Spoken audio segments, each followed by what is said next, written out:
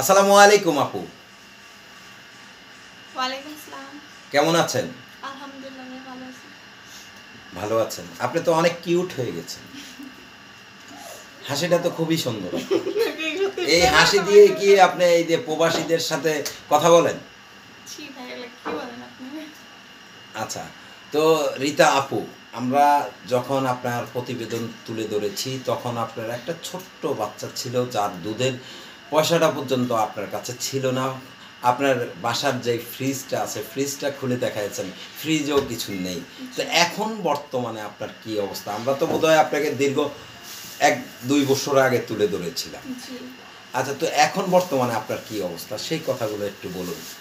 ভাই, আল্লাহর রহমতে ভালোই আছি। একটু জোরে বলবেন। এত কষ্ট নাই, কিন্তু এখন তো বর্তমানে লকডাউন, এই তো আপনি জানেন, সবাই দেখতে পারতেছেন। মাঝখানে কিন্তু লকডাউন ছিল না, তো সবাই সবার মতো সাহায্য করছে। আমার কিছু ঋণ ছিল, ঋণগুলো কিন্তু আমি তুলে ধরিনি, কিন্তু ফোনের মাধ্যমে আমি সবাইকে জানাইছি যে আমার কিছু ঋণ ছিল, আমার যে সমস্যাগুলো ছিল সবাই আমার কম বেশ দূর করছে, কিন্তু আমার কিছু ঋণ এখনো বাকি আছে। আর আমি সবার কাছে তো এইভাবে হাত পাততে পারি না, তাই না? আমার তো কিছু সাহায্য দরকার। তো অনেকের কাছে অনেক কিছুই আর কি বলছি, সবাই কম বেশ সাহায্য করছে, আমি তাদের কাছে খুব শুকরিয়া করি যে ধন্যবাদ। সবাই আমাকে অনেক সাহায্য করছে, আমার মেয়ের দুধের বিল দিছে, আমার ঘর ভাড়া দিছে। বাট আবার কিছু কিছু মানুষ আছে যে বললেও সে তার কথা রাখে নাই, ওটা যেন খুব কষ্ট লাগলো। তাদের উচিত ছিল যে লাগলে সমস্যা না, আমার টাকা দরকার নেই, খোঁজ খবর না, আপনও তো খোঁজ খবর নেয় না, আর পর হয়তো তার খোঁজ খবর নিছে। তো তাও যারা যারা খোঁজ খবর নিছে ধন্যবাদ সবাইকে মন থেকে।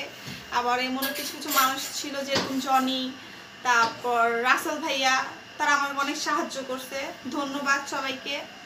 কিন্তু এখন বর্তমানে আমি খুব কষ্টে আছি, যেরকম আমার সব রেন্ট টেন্ট দিয়ে এখন বর্তমানে আমার হাতে কিছুই নাই, যে আমি এখন লকডাউনের মধ্যে আবার রোজা রমজানের দিন কেমনে চলবো আমি চিন্তা করতেছি। আবার এখন বর্তমানে 2 মাসের রুম ভাড়া ঠেকে গেছে, 2 মাসের দুধের বিল ঠেকে গেছে। এখন কেমনে কি করবো আমি বলতে পারি না। গত 1.5 মাস ধরে কেউ সাহায্য করে না। আর যে ফোনের কথা, যে ফোন রিসিভ করি না, ফোনটা রিসিভ কেমনে করবো বলেন? যে সবাই খালি বিয়ের বিয়ের কথা বলে, যে অফ করো না এই ভাইয়া আপনাকে অনেক সহযোগিতা করেছে যেটা অনেক বললেন। সহযোগিতা করছে। আসলে সহযোগিতাগুলো কেন করেছে? আপনাকে কি মানে অসহায় বলে, না বিয়ে শাদী কোনো না, ধরনের আচ্ছা কোনো আমি বলি, সেটা পরিকল্পনা ছিল? জনি আমাকে বিয়ে করতে চাইছে। হ্যাঁ ঠিক আছে, আমিও জনিকে চাইছি বিয়ে করব বা কোনো কিছু, কিন্তু জনি একটু প্রবলেম কি ছিল, ও একটু মানে একটু অতিরিক্ত সিরিয়াস হয়ে দাঁড়িয়েছে। কিরকম সিরিয়াস? হ্যাঁ আমি ওকে বিয়ে করতে চাইছি, ঠিক আছে, ও আমার পার্সোনাল লাইফে ঘাটাঘাটি করে, সেটা করে ওইটা করে, সব কিছু না মানে একটু অতিরিক্ত অতিরিক্ত সন্দেহ করে, বাইরে গেলে ভিডিও কল দিতে বলে, হ্যান করে ত্যান করে। সে আমাকে ফোনে টাকা দিছে, আমার চলার জন্য টাকা পয়সা দিছে জনি সবচেয়ে বেশি দিছে আমাকে, যেটা সত্যি। আচ্ছা, তিনি কত টাকা দিয়েছে আপনাকে? উনি আমাকে 2 লাখ টাকা দিছে। 2 লক্ষ টাকা দিয়েছে। আচ্ছা, আর এই যে রাসেল ভাইয়া প্রবাসী, উনি কত টাকা দিয়েছে? উনি আমাকে দিয়েছে 70, আমি হিসাব করিনি, বাট 70 এর মতো উনি আমাকে 70 এর মতো। 70 এর মতো। আচ্ছা, তো এই জনি ভাইয়া কোন দেশে থাকে? জনি কানাডা থাকে, কানাডা থাকে। আর রাসেল ভাইয়া রাসেল ভাই সৌদি থাকে। সৌদি থাকে। আচ্ছা, এই যে মনে করেন প্রবাসীরা আপনাদেরকে টাকাগুলো দিয়েছে, আপনাকে কি বিয়ের কোনো যে কথাটা বললেন যে জনি ভাইয়া আপনাকে অনেক বেশি সন্দেহ করতো? আসলে আপু, আমরা যতটুকু জানি যে আমরা যেহেতু সাংবাদিকতা করি, অনেক কিছু বুঝি, হ্যাঁ অনেক কিছু জানি। তো অতিরিক্ত ভালোবাসার থেকেই কিন্তু সন্দেহটা তৈরি হয়, আর অতিরিক্ত ভালোবাসার থেকেই কিন্তু শাসনটা করা হয়, তাই না? শাসন কখন করে? ভালোবাসা যখন বেশি থাকে। এটাই। তাও মনে হচ্ছে জনি ভাইয়া আপনাকে অনেক বেশি ভালোবেসে গেছে। হ্যাঁ এটা সত্যি কথা, জনি আমাকে একটু বেশি ভালোবাসতো, কিন্তু জনি ও অতিরিক্ত কথা বলতে চাইতো আমার সাথে, কিন্তু সেটা সম্ভব ছিল না। সে বলতো যে আমার মেয়ের থেকে বেশি তাকে আমি ভালোবাসতাম, এটা কিন্তু সম্ভব না। আমার সন্তান আমার সন্তান, আমার সন্তানের থেকে বেশি কাউকে ভালোবাসতাম না। তো জনি কিছু কিছু কথাগুলো না আমার মাইন্ডে লাগতো, যে না আচ্ছা, এটা কি কিন্তু ধরনের সম্ভব না। কথাগুলো বলতো? ও বলতো না, কোনোদিন খারাপ কথা বলে নাই, সবসময় ভালো জিনিসই কথাবার্তা বলছে, যে রিতা এইভাবে না ওভাবে চলো, বা এমনি না এমনি করো, কোনদিন খারাপ কোনো কথা বলে নাই। ওর ওরকম কোনো নিয়ত ছিল না, কিন্তু ও চাইতো যে আমি সবচেয়ে বেশি ওরেই ভালোবাসি, কিন্তু এটা তো সম্ভব না। ও বলে যে সব কাজ ছেড়ে তার সাথে কথা বলি, সারা আচ্ছা, দিন কথা আমি বলি। আপনাকে একটা প্রশ্ন করতে পারি আপু? জি বলেন। যেমন একটা ছেলে আপনাকে 2 লক্ষ টাকা দিয়েছে না দেখে, বাস্তবে দেখেনি তো আপনাকে, না বাস্তবে দেখেছে? দেখেন, আমাদের দেখা করা ভিডিও কথা কলে ছিল। দেখা হয়েছিল, জি জি ভিডিও কলে ভিডিও কলে কথা হয়েছিল, ভিডিও কলে দেখা হয়েছিল।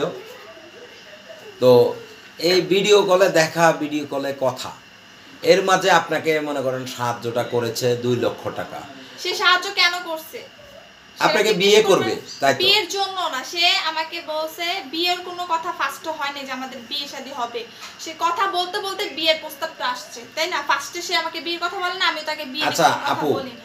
আমি আপনাকে বলি, যেমন একটা পুরুষ কিংবা একটা মেয়ে প্রথমে শুরুতেই তো বিয়ের প্রস্তাবটা দিতে না, পারে। সে আমাকে বিয়ের প্রস্তাব দেয়নি। সে আমাকে ফার্স্টে বলছে সে আমার সাথে একটু কথা বলতে চায়, ঠিক আছে? আচ্ছা। ওনার দিন কাটে না, উনি আমার সাথে কথা বলবে, পরে তো সে আমাকে টাকা আচ্ছা, দিবে। ফার্স্ট টাইমে আপনাকে কত টাকা দিয়েছে সে?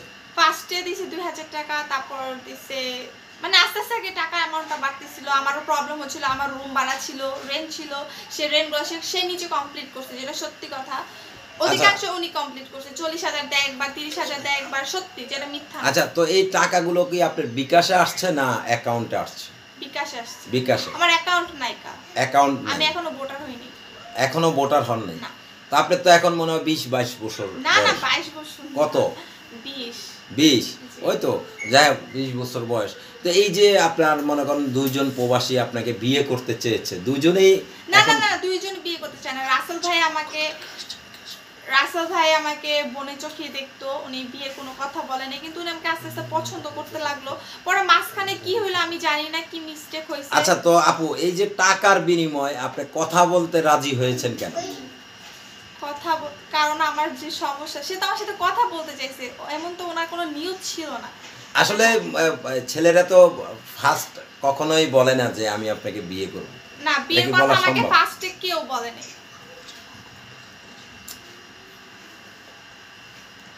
ছেলেরা কখনো বলে সরাসরি যে আমি আপনাকে বিয়ে করব? আগে আগে কথা হয়, তারপর ভালোবাসা হয়, তারপরে হচ্ছে আগে বিয়ের কথা হয়, আগে ফ্রেন্ডশিপ হয়, দেন ভালো লাগা ভালোবাসা শুরু হয়, হ্যাঁ, তাই তো?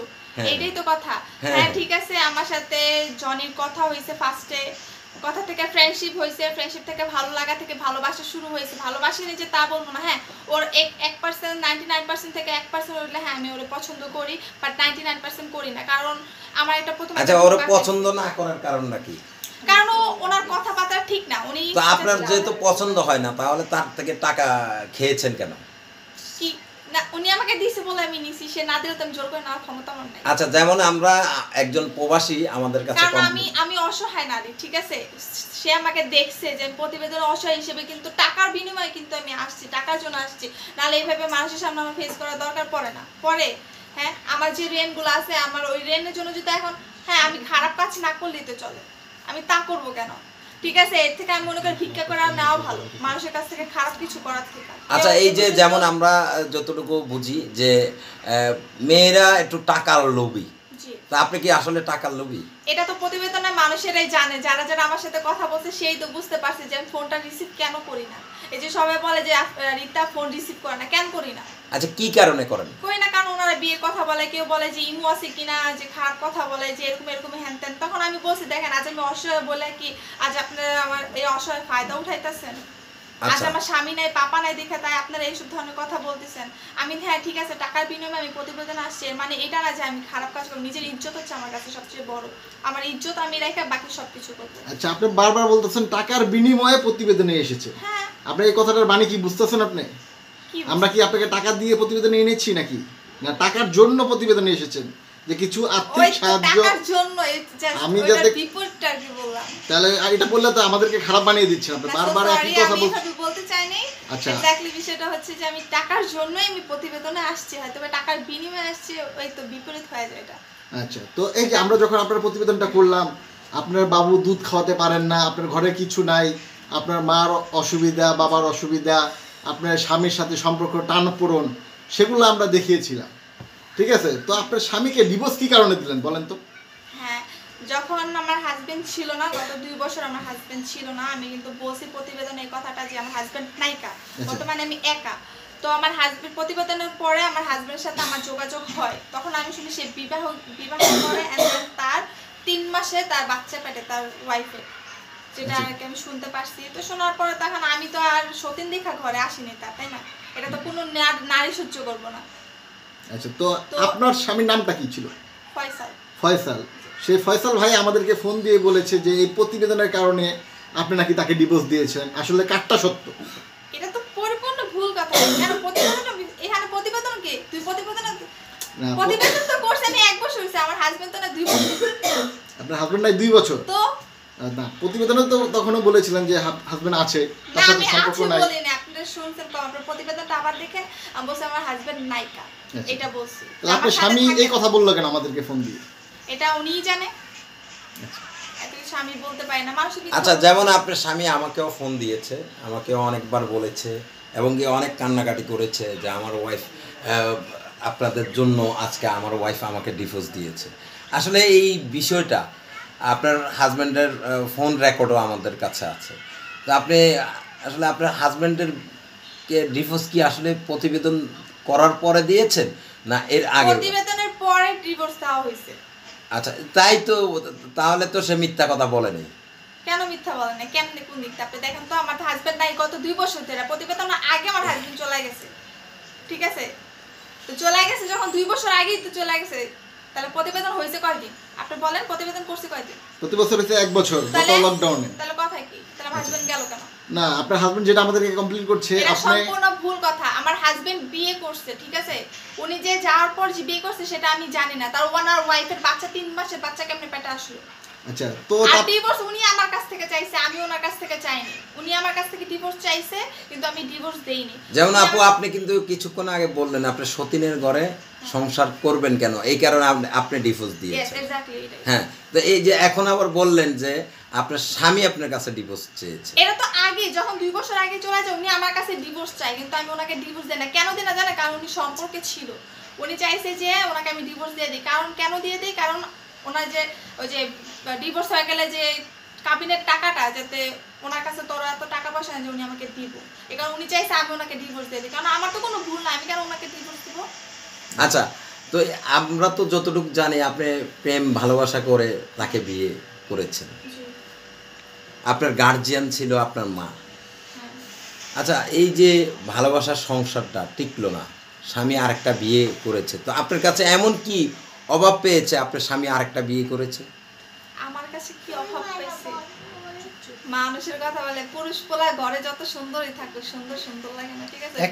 একটা প্রবাদ আছে যে ঘরের বউ যত সুন্দর হোক, বাহিরে অন্য মেয়ে দেখলে বা অন্যের বউ দেখলে খুব সুন্দর। আরেকটা কথা, আমার থেকেও বেশি সুন্দর তার এখন বর্তমানে যে স্ত্রী। তার মানে আপনি কিন্তু সমস্ত পুরুষকে নিয়ে কথা বলছেন। আমাদের সাথে যেই রিপোর্টার আছে তিনি হয়তো আপনার প্যাচটা বুঝতে পারেন। আপনি বলছেন পুরুষ পোলা, পুরুষ বলতে তো সকলেই, তাই না? তা আপনি কি মনে করেন এই যে পুরুষরা সবাই কি খারাপ? না, আমি এটা তাহলে হয়তো বলাটা মিস্টেক হইছে। আপনারা খালি ভুল করতেছেন কেন? আপনাদের বয়স আমার বয়স কি এক? আমার তো মিস্টেক হইতে পারে, তাই না? আর মিস্টেক হলে এটা তো আপনারা দেখবেন। আচ্ছা, তো আপু আরেকটা কথা আমি আপনাকে জিজ্ঞেস করি। এই যে প্রবাসী অনেকে আমাদের কাছে, আপনি কি কোলবালিশ নিয়ে আছেন নাকি? আচ্ছা, এই কোলবালিশটা কি কারণে নিয়েছেন? আসলে কাছে কেউ নাই সে কারণে নাকি? এখন সঙ্গীর সাথে কি কোলবালিশই আপনার নাকি? আহারে, আচ্ছা, তো এই যে আপু, যেমন অনেক প্রবাসীরা আমাদের কাছে কমপ্লেন করেছে যে আপনি বিয়ে বসবেন বলে বিয়ে বসেন না, টাকা পয়সা খেয়ে এরপরে তাকে ইমু থেকে ব্লক করে দেন। আসলে কি ঘটনাটা সত্য কিনা? বিয়ের কথা আমি জাস্ট জনিরে ছাড়া বাইস কাউকে বলি না। জনির সাথে আমার অনেক ম্যাচিউরড হয়, ঠিক আছে? কথাবার্তা সব দিকটা ম্যাচিউরড হয়। আর ও খুব ভালো, খারাপও নয়, কিন্তু ওর কিছু কিছু জিনিস ও চায় যে আমার মেয়ের থেকে বেশি ওর আমি ভালোবাসি, এটা কিন্তু সম্ভব না। আমার সন্তান ওটা, ঠিক আছে? ওর পরে আমার মা, তারপর আমার ফ্যামিলি, তারপর যেন ওর চিন্তা আমি করবো। যদি আমার হাজবেন্ড হয় তারপর আগে আমার সন্তান, তারপর আমার স্বামী, তাই না? আগে কিন্তু ওর আমি অধিকার দিতে পারি না, কিন্তু ও অধিকার আগেই চায়।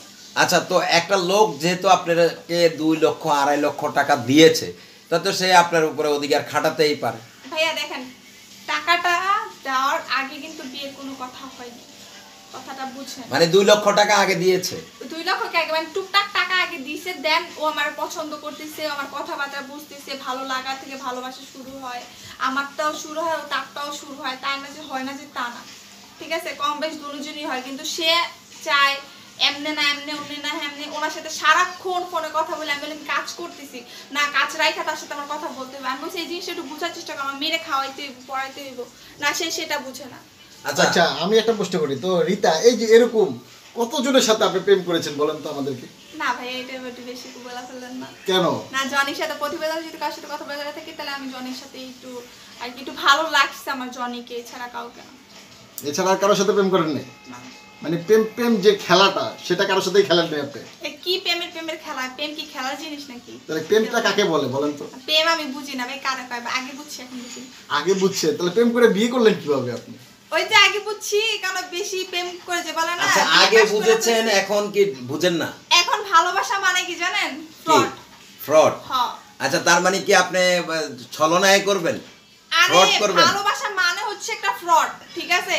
যে এখন কাউরে ভালোবাসতে গেলে সবাই ফ্রডগিরি করে। কিরকম ধরনের ফ্রডগিরি করে একটু বলেন তো? ট্রাস্ট জিনিসটা হয় না, ট্রাস্ট হয় না, ঠিক আছে? কারো ট্রাস্ট করা যায় না, সবাই বেঈমান ধোঁকাবাজ। তো আপনার সাথে কি কি ধোঁকা দিয়েছে, কে কে একটু বলেন? জামাই ধোঁকা দিছে, আর বাকি মানুষের কথা কি করতাম? বাকি কয়জন? এমনি আপনি কথা বুঝেন। প্রিয় দর্শক, আপনারা দেখলেন আসলে তো রিতার সাথে আমরা অনেক কথাবার্তা বললাম, একটু দুষ্টমিও করার চেষ্টা করলাম, আসলে দুষ্টমিষ্ট। তো রীতাপু, আসলে আপনি বোধহয় একটু চঞ্চল, অনেক কথা শিখে গিয়েছেন, তাই না?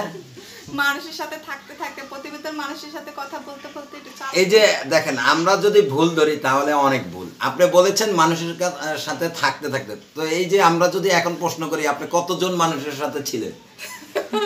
কেমন না লাগে ভাই? আমি সেকেন্ড বার এটাও কইছি যে প্রতিবেদনে মানুষের সাথে কথা বলতে বলতে এটাও কি আসলে মানুষ কোনটা জিনিস, কোন বিষয়টা আগে ধরে? এত ভুল ধরা লাগে। আচ্ছা, মানুষ বলতে তো যাই হোক দর্শক, আপনারা শুনলেন এই রীতা খানের কথা।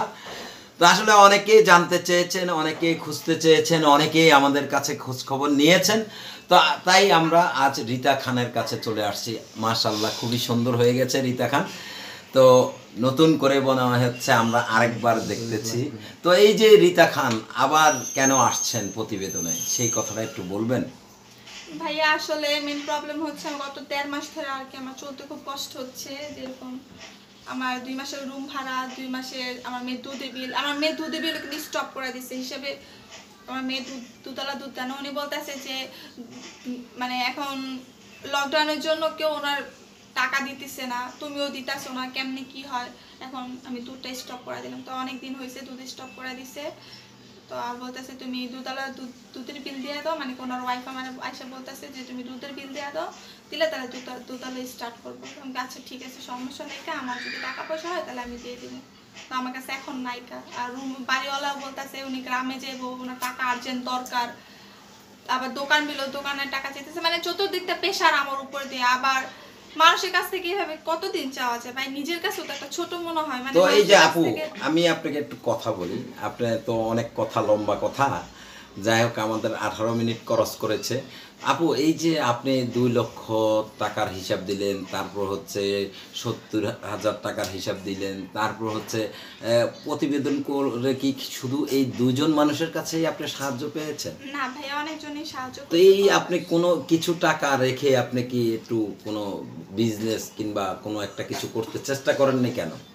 ভাইয়া আমি সবার রেন্ট দিছি, তারপর রুম ভাড়া, এই যে আমি বলি, এই যে আমি রুম ভাড়া দিয়ে থাকতেছি, ঠিক আছে, কয়েক মাস ধরে। সবাই তো মাসে মাস টাকা দেয় না, আমাদের দেয় কিছু, কেউ দেয় ইচ্ছে হলে দেয়, কেউ দেয় না।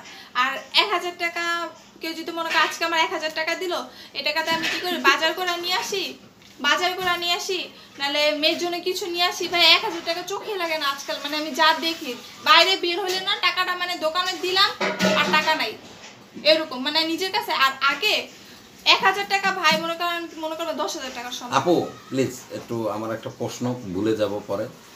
এই যে আপনি টাকা পয়সা যায় পেয়েছেন, এর আগে কিন্তু প্রতিবেদনে আপনি বলেন নাই যে এত টাকা আপনি ঋণী আছেন। হ্যাঁ, এই যে এটাই কথা, আমি এগুলো কোনো কথা বলিনি, সত্যি কথা। তো এখন কি আপনি কি ঋণের মানে একটা পলিসি দেখাচ্ছেন যে মানুষের টাকা হাতিয়ে নেওয়ার? না না না, আমার প্রবলেম ছিল, কারণ ফার্স্ট টাইম আমি একটু নার্ভাস ছিলাম, হ্যাঁ, কথা বলতেও পারি না, কারণ আমি বুঝতে পারি না যে আসলে সোশ্যাল মিডিয়াটা কিরকম, বা এখন মানুষ তো চিনতেছে। এই যে সোশ্যাল মিডিয়াটা আসলে কেমন? ভাই খারাপ না তো? খারাপ না।